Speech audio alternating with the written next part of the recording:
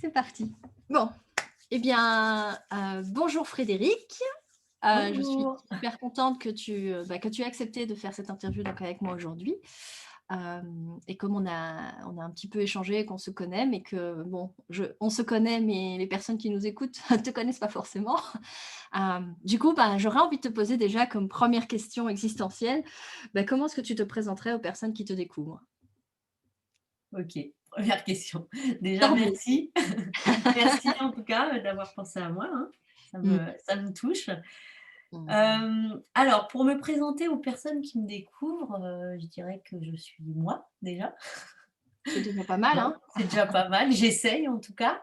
Hem, donc je suis Frédérique Benjeloun, j'ai j'ai quoi? J'habite à la campagne. Je suis une campagnarde et j'y tiens. Je suis bien au milieu de la nature. Je suis diplômée en pharmacie, donc à la base pharmacienne. Je suis maman de 2 garçons, qui Mmh. ont 7 et 9 ans et je sais pas, j'ai un parcours, peut-être atypique pour une Divergent? pharmacienne. Hem, je sais honnêtement, c'est un peu la question piège de se définir. Hem, je pense que je suis quelqu'un qui aime la vie, quelqu'un qui en aime beaucoup apprendre, qui aime beaucoup transmettre et qui aime beaucoup, beaucoup les gens. Voilà. Merci. Hem et j'aurais envie, justement dans cette idée de pensée divergente aussi, de te demander de faire un petit exercice avec moi, un petit jeu, qui est tout simplement de dire, voilà, si tu étais un animal, une plante, un symbole, une couleur, enfin peu importe, si tu étais quelque chose, qu'est-ce que tu serais et pourquoi? Waouh! Encore. Alors il y a 2 choses qui me viennent en tête. Ouais, ouais, ouais. Il y a 2 choses. La première, je te dirais, surtout quand tu as rajouté couleur, je dirais mouton arc-en-ciel parce que ça a été un déclic pour moi, à une période où j'étais pas forcément bien, où, j'ai rencontré un thérapeute qui m'a dit: «Mais tu es un mouton arc-en-ciel et reprends ta place» et ça a été super impactant pour moi donc ce petit mouton arc-en-ciel, voilà, Mmh. ça me suit. Mais quand tu parles d'animal, la chose qui me vient, c'est la chèvre OK. parce que, Mmh. parce que, mon mari m'appelle ma biquette, ma chèvre et depuis, enfin voilà, depuis qu'on se connaît, depuis le premier jour, je crois, et mon signe astrologique chinois est la chèvre en plus. Ah bah oui. Mais parce qu'il me dit: «Quand tu regardes tes enfants, on croirait une biquette, parce que tu grimpes partout, parce que tu es curieuse, parce que tu as envie toujours de découvrir les choses et en même temps tu es têtue comme une chèvre». Donc je pense qu'il y a pas mal de caractéristiques de la chèvre et j'adore les chèvres et le fromage de chèvre aussi. Ah oui, tant qu'à. Donc la chèvre, c'est vrai que c'est un animal que j'aime bien. Donc sinon, on pourrait dire une chèvre arc-en-ciel peut-être, Bah oui, en fait, pourquoi pourquoi ne pas? pas choisir? Ouais. C'est vrai que je me retrouve plus dans la chèvre que dans le mouton quand même.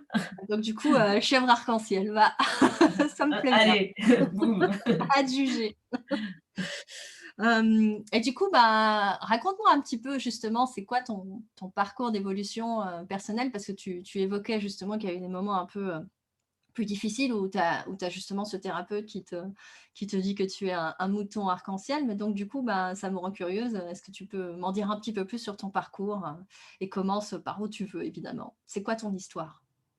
D'accord, mon histoire, alors, je suis née dans une famille, de médecins pharmaciens, Mmh. donc très cartésienne, très, voilà, basée sur la santé, avec des discussions de santé en permanence et où nous avons tous suivi la voie de papa et maman à faire des études dans la santé. Avec ce côté, depuis toute petite, ce côté rebelle, d'où, depuis l'âge de 6 7 ans, mon surnom, la rebelle. Avec, donc parce que je voulais pas, voilà, j'ai jamais voulu me confronter, enfin, dans le milieu médical, surtout à l'époque, les enfants, fallait qu'ils fassent du piano, fallait qu'ils soient habillés comme ci, comme ça, et moi, j'ai toujours refusé. Je me rappelle petite, je voulais pas mettre de robe, j'étais un vrai garçon manqué, toujours à être dans la boue, à jouer avec les vers de terre, à être, enfin, ça faisait rager mes parents. Hem, à faire beaucoup, beaucoup, beaucoup de conneries aussi. J'ai très vite, voilà, fait beaucoup de bêtises. Hem, tout en restant, raisonnable et gentillet, mais des choses pas très conventionnelles, on va dire, à la maison, et donc j'ai suivi malgré tout, la voie de papa et maman en faisant des études de pharmacie qui, direct dès le début, ne m'ont pas forcément, plu. J'ai fait ça au départ pour travailler en parasitologie. Sur les Mmh. maladies tropicales, parce que c'était vraiment un truc qui me faisait kiffer. Le voyage déjà, l'anthropologie. Très jeune, j'ai lu beaucoup de livres, enfin voilà, d'anthropologie, tout ce qui se passait autour dans d'autres pays, et donc tout ce qui était santé tropicale, enfin vraiment j'aimais beaucoup. Donc j'ai rejoint la pharmacie, après avoir été à un cours. C'est des amis qui m'avaient invitée, ils m'avaient dit: «Fred, il faut que tu viennes voir ce cours, tu vas adorer», et donc je me suis inscrite en fac de pharmacie, donc pour faire ça, pour faire de la parasitologie, et très vite j'ai déchanté en fait. Mmh. J'ai déchanté, et donc ça a été le début. Je veux dire, j'ai toujours été une gamine, mais super joyeuse. Je voulais être clown quand j'étais petite, donc voilà, toujours à être, bien, et c'était la première fois de ma vie, en fait, quand je suis arrivée en pharmacie, où j'ai commencé à savoir ce que c'était des angoisses. Mmh. Que c'était, et je comprenais pas trop, j'avais des ulcères à l'estomac, enfin des trucs de voilà, un peu, que je comprenais pas trop, et puis du coup, j'allais pas trop en cours, vu que ça m'intéressait pas. J'étais beaucoup dans les labos, je suis beaucoup partie sur le terrain aussi en Afrique et tout, donc dès qu'il y avait des missions avec le laboratoire de parasitologie, je partais. Hem et hem et donc voilà, ces moments-là où je me connectais à moi, mais je savais pas encore ce que c'était à ce moment-là, où je m'écoutais, j'allais super bien. Mais dès que je retombais dans des choses que j'avais pas choisies, je ne me sentais pas bien, Mmh mh. et donc j'ai pendant beaucoup de temps, parce que les études de pharmacie, ça dure quand même, 6 ans, donc pendant 6 ans, j'ai oscillé comme ça entre, bien, pas bien. Hem Et les moments où je m'écoutais, donc sur des coups de tête, voilà, c'est pour ça que j'ai dit, j'ai fait pas mal de choses, «bêtises» entre guillemets, ou des choses qui ont un peu fait rager mes parents. Par exemple, ma dernière année de pharmacie, je suis partie, à l'île de la Réunion sur un coup de tête. En fait, j'ai pris mon billet du jour au lendemain, je suis partie, et on me disait: «Tu vas pas valider ton année», et je me disais: «Mais j'en ai rien à faire en fait, j'ai envie de me rapprocher, des médecines», parce que j'ai commencé pareil, de la parasitologie, j'ai commencé à connaître du coup l'anthropologie de la santé, à aller en Afrique, à connaître d'autres médecines, et donc à m'intéresser à d'autres médecines, et j'avais envie d'aller à La Réunion, tâter un peu les plantes, Mmh. voilà, et une autre manière de se soigner. Donc je suis partie comme ça sur un coup de tête, et cette période-là, je me suis vraiment, waouh, reconnectée à moi. Je me sentais super bien, et je me demandais: «Mais pourquoi tu avais toutes ces angoisses et tout?» Et puis en fait, l'être humain est comme ça. Quand il a mal ou qu'il est mal, très vite, quand il va bien, il oublie. Il oublie ce qui lui est arrivé, et donc voilà, ça se passait bien. Je suis revenue, et puis je suis partie comme ça, enfin toujours, on va dire en oscillant. Quand je me retrouvais en pharmacie d'officine, c'était la chape de plomb qui tombait sur la tête, et puis après, hop, je repartais sur des missions, donc pas mal de missions, pour aller travailler sur les maladies tropicales, missions humanitaires. Après, j'ai fait de l'anthropologie de la santé, et à chaque fois que j'étais dans des choses comme ça qui me convenaient, c'était super bien. De fil en aiguille, donc je me suis retrouvée, au Sénégal, à habiter, au Sénégal, à faire là vraiment de l'anthropologie de la santé, et à travailler, voilà, sur avec différentes médecines. Je suis revenue en France, et j'ai eu mon premier enfant, donc je me suis mariée au Sénégal. J'ai eu mon premier enfant, et là, ça a été un peu, au départ tout beau, Et puis après, ça a été un peu compliqué parce qu'on a le premier enfant, donc on se dit: «Bon, il faut il faut que je le mette dans des bonnes conditions», donc aller trouver un travail qui me correspond, enfin qui me correspond, qui va réussir surtout à subvenir aux besoins de la famille et justement, pas forcément qui me correspond. Mmh. Et donc je me suis retrouvée à travailler en hôpital psychiatrique. Donc au départ, super, en me disant: «C'est génial, enfin la psychiatrie, je vais pouvoir, mettre en place plein de choses», parce que du coup, j'avais étudié pas mal de thérapies différentes. J'avais travaillé donc comme je l'ai dit, en anthropologie de la santé, en éducation thérapeutique. Donc pour moi, ça allait être génial de pouvoir mettre tout ça en place. Donc j'ai commencé à travailler et très vite, ça a pas du tout été ce que j'espérais et donc je suis tombée dans le système de santé que finalement je connaissais très, très peu. J'avais tout au long donc de mes études et après travaillé en officine, mais de manière ponctuelle et je connaissais pas forcément, voilà, le système de santé. Enfin, je le connaissais, je savais qu'il me plaisait pas, mais je m'étais pas confrontée plus que Mmh. ça, à lui et donc arrivée en France, donc de retour en France avec mon enfant, ce boulot-là, ça a commencé à être un peu, la catastrophe et c'est là, je vais dire, que j'ai commencé petit à petit à tomber dans le gouffre. Mmh. Et c'est cette période-là qui a été très, très, très compliquée et qui a duré, vraiment de nombreuses années, 6 ans, 7 ans presque. Donc voilà, on se demande: «Qu'est-ce qui va pas? C'est quoi?» Alors au départ, on se dit: «Bon, c'est peut-être parce que le ciel est gris, c'est peut-être on en veut aux autres, on en veut aux parents, on en veut, à Mmh. pas mal de choses alentour, au boulot» et puis de là, enfin, deuxième enfant avec en se disant, «Mais j'ai tout» et tout le monde nous remet ça aussi dans la tête: «Mais pourquoi ça va pas? Pourquoi tu es malheureuse alors que tu as tout? Tu as une maison, une belle maison avec du terrain, tu es à la campagne, tu rêvais d'être à la campagne, tu as des animaux, c'est ce que tu kiffes, tu as un mari qui t'aime, tu as 2 enfants en parfaite santé, tu as un super boulot». Et là, en fait, on commence à tomber de plus en plus bas parce qu'on comprend pas. On comprend pas ce qui se passe, on comprend pas ce qui on se dit: «Ouais, c'est vrai, le problème, c'est moi». Le problème, c'est moi, forcément, vu qu'effectivement, je coche toutes les cases, tout va bien sur le papier, tout le monde me renvoie ça dans la tête, donc c'est moi. Jusqu'à, heu donc à aller voir différents thérapeutes, commencer une psychothérapie, enfin faire de l'hypnose, faire ci, faire ça et à chaque fois, ça me faisait du bien de manière très ponctuelle. Mmh. Donc je sortais de là, j'étais super détendue.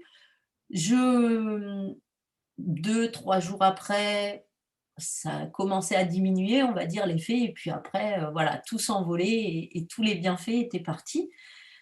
Donc ça a été, voilà et tout ce que je savais, on va dire, parce qu'avec et mes études et tout ce que j'avais pu apprendre dans les différentes thérapies, c'est vrai que j'avais pas mal de clés, sauf que, bah, la plupart du temps, on dit: «C'est le cordonnier le plus mal chaussé» et Mmh. on est tellement dans le gouffre, en fait, la tête dans le guidon et en hyperactivité mentale continue, en angoisse continue, perpétuelle, que, bah, tout ça, on l'oublie et il a fallu que donc ça a duré, comme je vous ai dit, 6-7 ans, il a fallu que boum, je me prenne un mur en pleine face.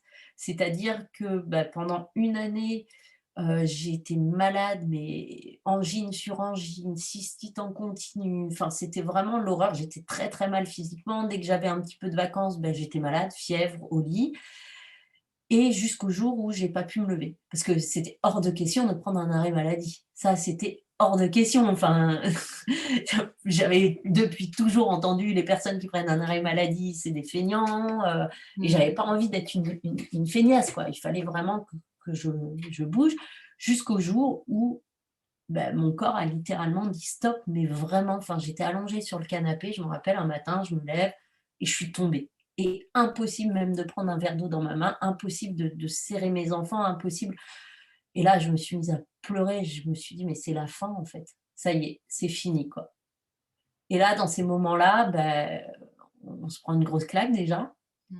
et on a tout qui nous revient en tête en se disant: «Mais waouh!» OK. Les moments où tu étais bien, les moments où tu étais pas bien et quand tu étais bien, quand tu savais t'écouter et finalement, bah, tu t'es pas du tout écouté. OK, tu es dans un endroit que tu aimes peut-être pas forcément, tu as ci, tu as ça et tout te vient en boucle dans la tête, mais tu sais que tu es pas sur la bonne voie, en fait. Tu sais Mmh. pas ce qu'il faut faire, mais tu sais que tu es pas sur la bonne voie. Et c'est là où je me suis remémoré aussi tous ces moments où quand je suis partie, en fait, en écoutant mon cœur, donc que ce soit à La Réunion, je suis partie aussi au Sénégal, un peu sur un coup de tête alors que tout le monde me disait: «Non, c'est pas possible». C'est ces moments où je me suis réellement connectée à mon cœur que les choses se sont passées comme sur des roulettes, je dirais. Oui. Que Mmh tout mh. était aligné, que tout était et là, la claque qu'on se prend, c'est quand on se dit: «Mince, ça fait 6 ans, 7 ans qu'en fait, au fond de moi, si je suis honnête avec moi, je sais que je m'écoute pas» Mmh, oui, c'est ça. Donc et quelque là, part, il y a une partie de toi qui sait déjà qu'il y a quelque chose qui va pas, mais qui quelque part est dans une forme de déni, jusqu'au bien moment où, sûr, bah, mais il y a un mur où, tu dis une claque effectivement dans ton cas qui arrive, quoi. j'allais dire déni, ouais, c'est un déni, mais finalement, c'est tout ce que la société nous montre. Il faut, voilà, avoir sa maison, ses enfants, son truc pour être heureuse et tu as pas de raison d'être malheureuse. Effectivement, C'est ça. j'avais rien, aucune raison d'être malheureuse. Donc tu es juste hors de ton corps, en fait. Tu es juste pas là, tu es juste, et à un moment, finalement, bah, moi, ça a été, la maladie et puis ce corps qui peut plus bouger, mais pour d'autres, ça va être autre chose. Mais malheureusement, l'homme, très souvent, a besoin de se prendre ce mur pour C'est ça. commencer à se dire: «Waouh, Pour allez, prendre la boubou, route. réveille-toi là!» et il y a un mo c'est pas possible, quoi et et du coup, c'est là où j'ai commencé à me prendre en main et j'ai commencé petit à petit à mettre en place des choses puisque de toute façon, il fallait agir. C'est C'était ça. obligé. Ouais, ouais, ouais. Donc du coup, à ce Pour moment-là, tu as une sorte de déclic où tu te dis, «OK, faut ah que je ouais, là, fasse quelque chose».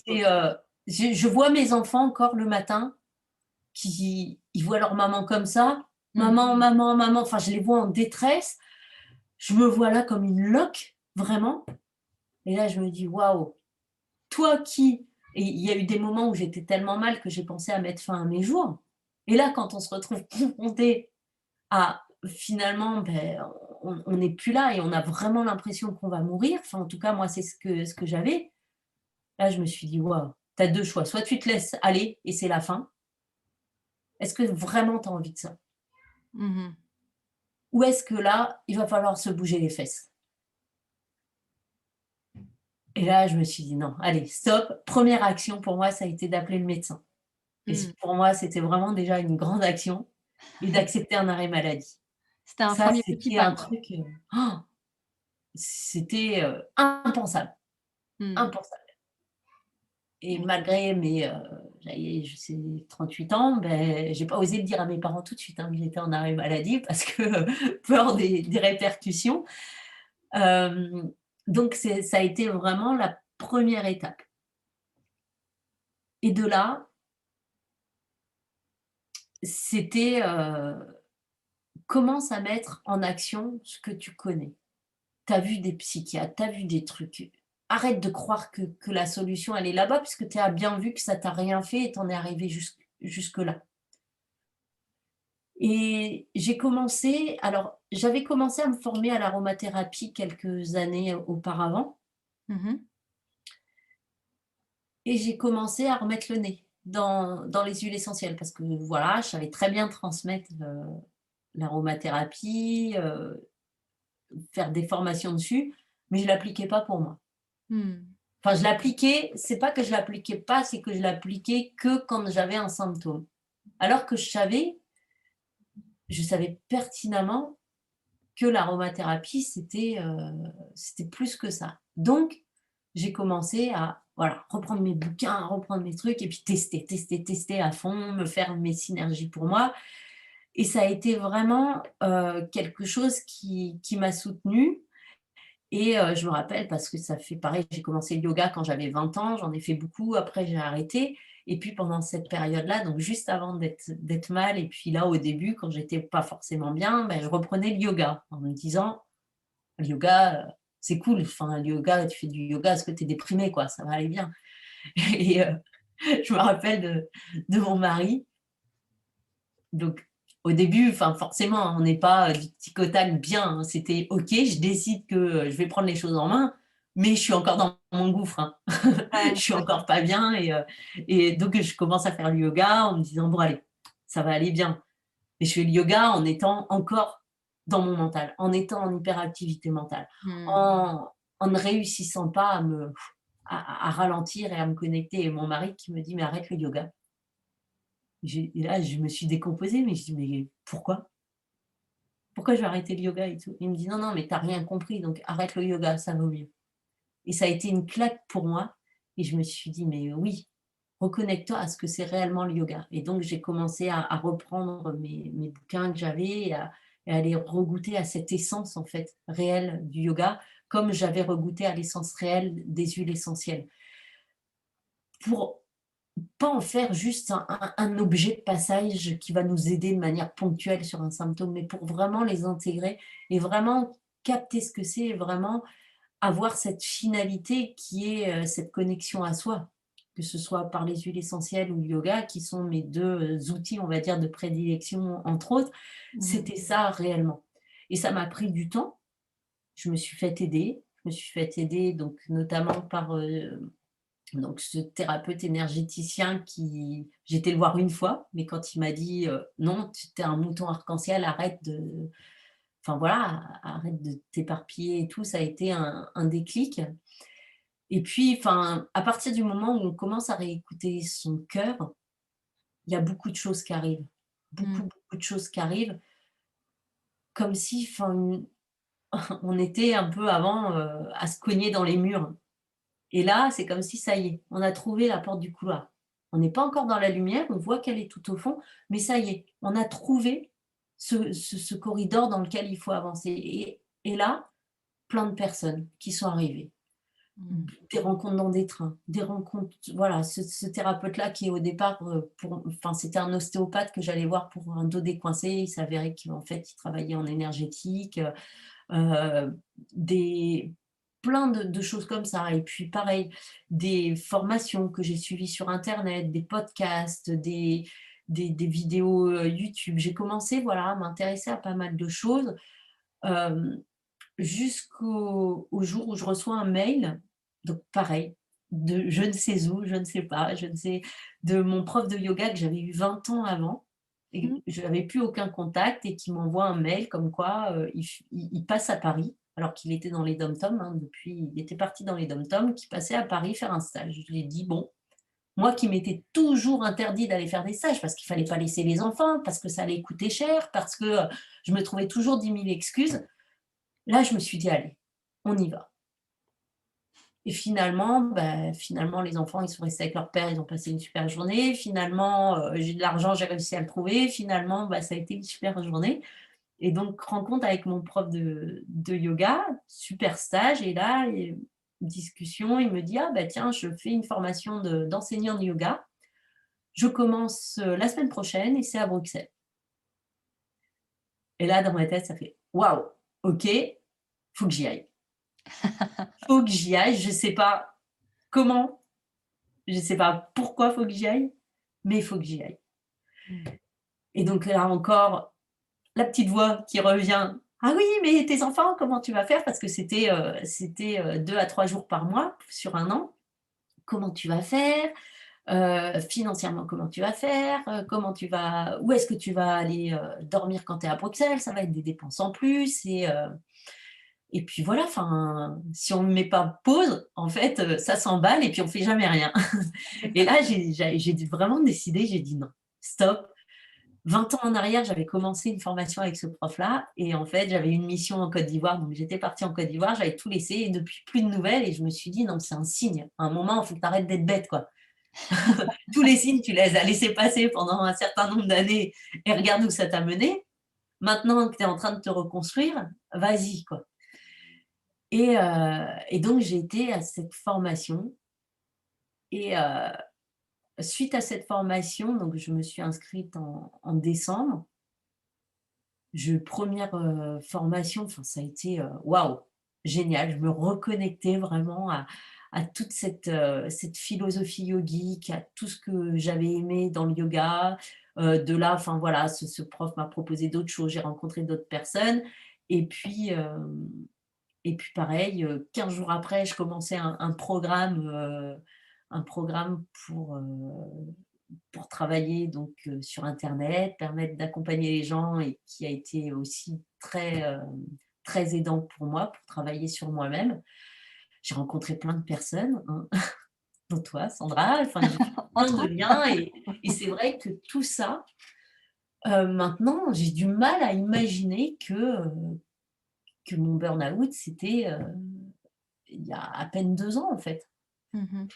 J'ai du mal à imaginer ça parce que quand je repense à comme j'étais et vraiment et c'est marrant, c'est cette image que j'ai au fond du gouffre et mon mari, c'est ça qu'il me disait. Il me disait: «Mais tu es au fond du gouffre, je peux pas t'aider» et en fait, le problème, c'est quand on est au fond du gouffre, finalement, beh, toutes les personnes qui sont autour de nous, si on n'a pas décidé de sortir de ce gouffre, bah, on les fait tomber avec nous et que ce soit les personnes qu'on aime, comme moi, mon mari, mes enfants, la famille, en fait, bah, c'est moi qui les faisais sombrer et c'était devenu très dur, c'est devenu très dur pour la famille, les relations, enfin c'était super chaud quoi, avec les enfants, avec tout l'entourage et et c'est vrai qu'à partir du moment où on décide, c'est pas facile forcément et je pense que c'est nécessaire de se faire accompagner, c'est nécessaire d'aller chercher à droite à gauche, mais finalement on a tout en nous.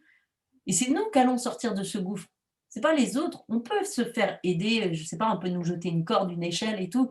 Mais si on appelle les autres dans le gouffre, là, c'est fini et plus personne ne remonte, en fait. Mmh. Et mon parcours vraiment m'a vraiment appris ça, m'a appris que ça servait à rien de chercher à l'extérieur, ce que j'ai fait pendant très longtemps, que l'herbe était pas plus verte ailleurs, que, que notre meilleure, maison, comme dirait Bob Marley, c'est notre esprit, c'est nous-mêmes et qu'à partir du moment où bien on est bien avec nous-mêmes, bah, forcément on va rayonner, on va Mmh. permettre aux autres de rayonner aussi, eux-mêmes et et finalement, je te dirais là, ce qui me vient, c'est que je suis heureuse de ce parcours. Je suis très heureuse, même si ça a été très dur, même si des moments quand, moi, j'en suis vraiment sortie. Je sais que mon mari, des fois, il me remémore des périodes dures. Je lui dis: «Mais c'est tout, le passé, c'est dépassé» et mais par contre, j'ai grandi. Mmh. J'ai grandi et et si j'avais pas vécu ça, ouais, je serais à l'hôpital, un bon salaire, ma belle maison, mon machin et je partirais en vacances et tout irait bien sur le papier. Et Mmh. j'aurais pu faire ma plante verte, comme je dis, pendant des années et des années. Mais j'avais pas envie de me réveiller, enfin d'être là sur mon lit de mort à me dire: «Mais, qu'est-ce que tu as fait de ta vie, quoi?» Mmh. Et c'est super intéressant parce que justement, tu vois, c'est dans mes croyances, on va dire ça comme ça, on a tous un ouais, quelque chose qui nous anime ou qui nous pousse à vouloir, donc je trouvais ça super intéressant parce que tu quand tu racontes ton histoire, tu dis voilà que tu vois tes enfants qui sont affolés et cetera et à ce moment-là, tu te poses une question qui est donc bon, maintenant tu fais quoi? Mmh. Est-ce que tu te laisses Ouais. aller vraiment ou est-ce que tu te ressaisis? Et c'est tu vois, il y a un peu ce truc de choix et quand tu dis, bah, ce que tu retiens de tout ça, c'est que finalement, tu aurais pu faire le choix de continuer à la voie A, on va dire l'option A, Ouais. Mmh. de voilà, le bon salaire, la belle maison, enfin bref, tout sur papier comme tu dis, parfait, la plante verte. Ce que me poussait l'entourage à faire, finalement. Ah ouais, et ce qui aurait été entre guillemets «raisonnable», mais qui Mmh. n'était pas, on dit que le cœur a ses raisons que la raison n'a pas ou quelque chose comme Ouais. ça et du coup, ça me fait penser à ça et je me dis, bah, justement avec tout ce parcours que tu as fait, dont tu me dis que tu es, voilà, heureuse de l'avoir fait parce qu'il t'a permis justement de grandir. Bah, ce serait quoi alors du coup le message qui te porte et qui te transporte, au jour d'aujourd'hui? Qu'est-ce qui fait qu'aujourd'hui, bah, tu fais ce que tu fais, tu es qui tu es et ce serait quoi, ouais, ton idéal ou le message que tu as envie de transmettre aux personnes qui nous écoutent aujourd'hui? Hem, le message, c'est: «Soyez vous-même». C'est et ce que je fais et ce que je fais et ce que j'essaye de faire parce que c'est pas évident tous les jours, hein. On est quand même rattrapé par les choses de la vie, hein. On n'est pas des il y a des êtres, hein, qui sont, les sages, on dit, ces grands yogis qui ont réussi peut-être à avoir, voilà, une liberté totale de conscience. Mais c'est pas évident, mais j'y travaille parce que je vois que ça m'apporte beaucoup et c'est vraiment ça que j'ai envie d'amener au monde et de laisser à ce monde, c'est de contribuer, d'accompagner les gens en fait dans cette démarche, de les accompagner à être eux-mêmes et pour moi, j'ai vraiment aussi envie de passer ce que j'appelle par tous ces niveaux parce qu'on voit souvent ce côté, ouais, il faut se connecter, il faut être dans la spiritualité, machin et pour moi, c'est ouais, c'est beau, mais quand tu es super connecté, super spirituel, finalement, tu es pas ancré Mmh.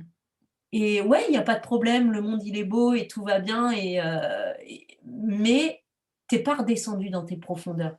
Tu es pas redescendu là où ça fait mal, là où c'est sombre et ce qui te permet de t'ancrer et pour moi, on a besoin de redescendre, on a besoin de s'ancrer, on a besoin d'aller nettoyer, j'allais dire tout ça, pour pouvoir s'élever. Parce que si on s'élève et c'est ce que j'ai essayé de faire à un moment, bah, c'est un peu facile, enfin c'est un peu facile, c'est pas forcément évident, mais on rejette finalement qui on est et on est dans un monde, waouh, où je suis très spirituelle, sauf que pour moi, heu, une vraie connexion, c'est déjà de s'ancrer. C'est déjà de passer par ce corps qui est là, qui nous amène par la matière, en fait. C'est de réussir à dompter cette matière, c'est de réussir à apaiser ce mental et pas faire taire, puisque le mental, on en a besoin. C'est marrant à chaque fois quand on dit: «Oui, je veux faire taire mon mental», mais ouais, mais merci le mental, enfin de me faire agir aussi. C'est juste de réussir à s'écouter soi profondément et ça, pour être vraiment ancré et connecté, voilà, c'est on repasse par ce corps physique. Donc on prend soin de soi, on aime, on prend soin de son corps physique, on aime son corps physique. On fait tout pour qu'il soit le mieux possible et de là, on apaise le mental, on le dompte On pour qu'il soit là, l'apprivoise. mais qu'il nous serve. Ouais, c'est vraiment l'apprivoiser, qu'il nous serve et pas nous qui soyons esclaves de notre mental. Mmh. Mmh. Et de là, on peut se connecter à soi. Et de là, on peut entendre cette voix du cœur ou ce côté spirituel, cette âme, on l'appelle comme on veut. Et vraiment, c'est vraiment ça voilà, que j'ai à cœur de faire jusqu'à la fin de mes jours, en fait.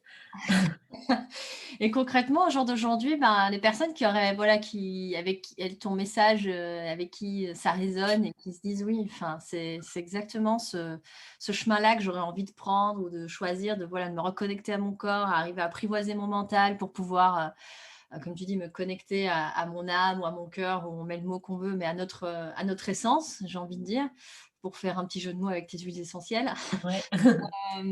Mais comment donc du coup, comment les personnes concrètement, bah, peuvent, bah, justement, si elles le désirent, ça se passerait comment, tu vois, de se mettre en contact avec toi et qu'est-ce que tu peux proposer à ces personnes-là qui concrètement, bah, contribuent à ce que tu dis, à ta Ouais, mission de vouloir de contribution, jusqu'à la fin de tes jours?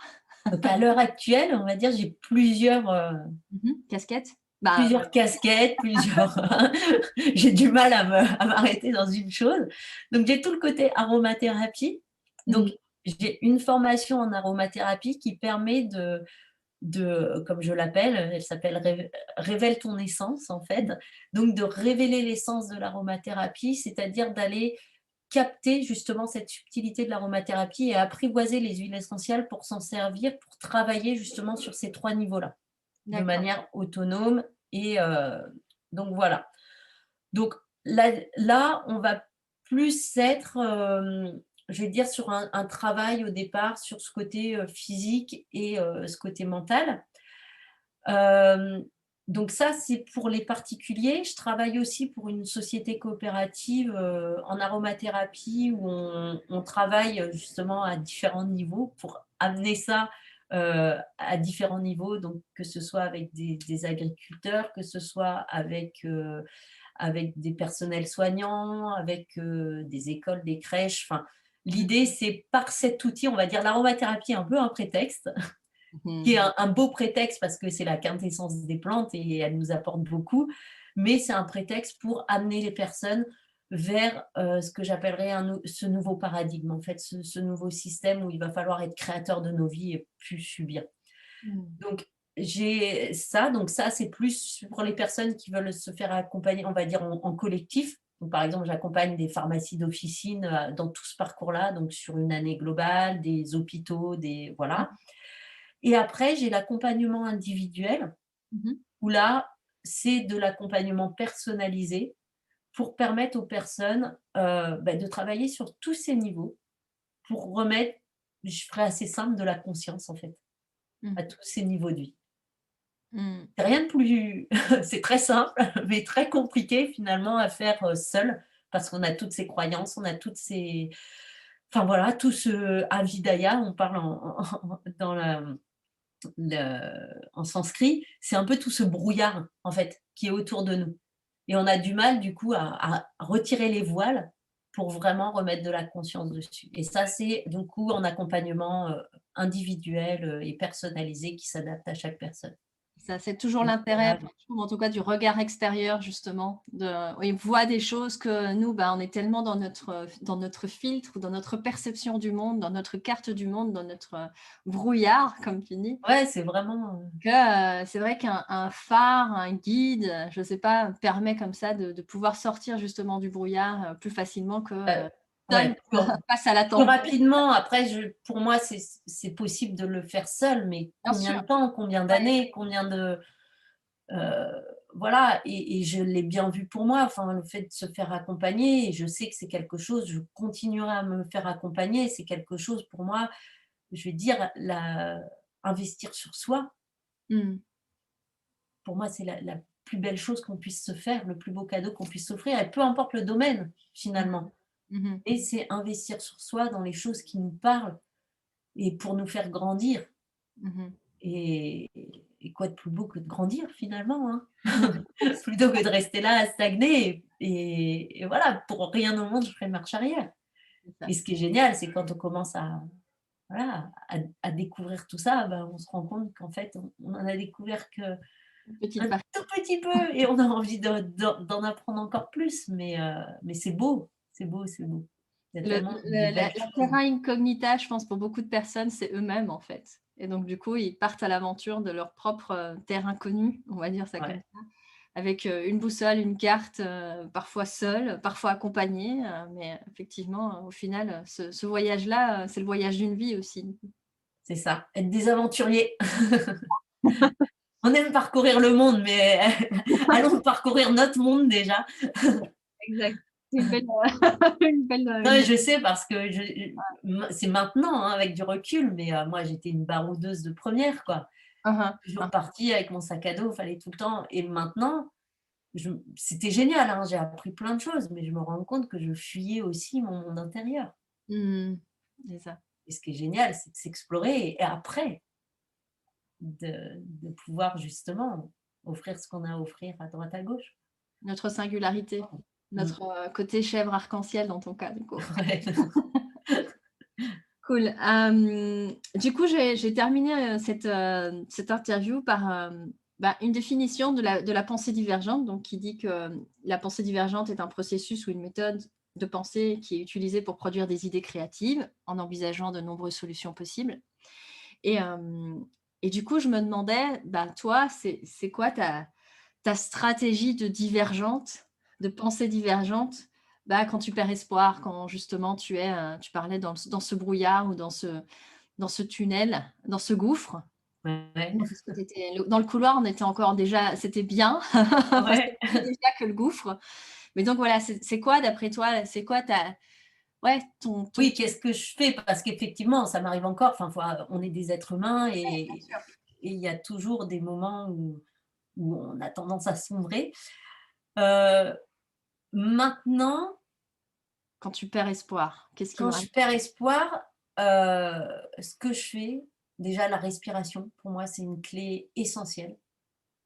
Une respiration longue, ferme et profonde, comme on apprend dans le yoga et qui m'aide vraiment à m'apaiser et me connecter à l'extérieur aussi. Je me force à sortir, aller, même dans le froid et des fois j'ai pas envie et ça va, je suis à la campagne et je te disais donc avant qu'on commence que j'ai pas mal d'animaux et c'est vrai que ça m'aide et ce mantra qui revient du coup, en boucle dans ma tête, surtout dans ces moments-là, Mmh mh. c'est un mantra donc que m'a partagé mon enseignant de yoga, c'est: «Soit tu décides, soit tu décèdes» Mmh.